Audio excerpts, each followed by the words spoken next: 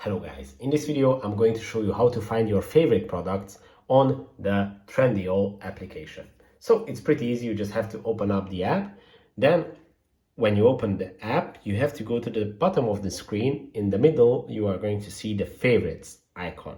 And if you tap on it, it is going to open up your favorites list. If it's empty, just like for me, then it is going to suggest a few bestsellers for you. Obviously, if you use the app more, it is going to suggest more relevant suggestions. I've just signed up, so that's why it uses their bestseller ideas to suggest for me.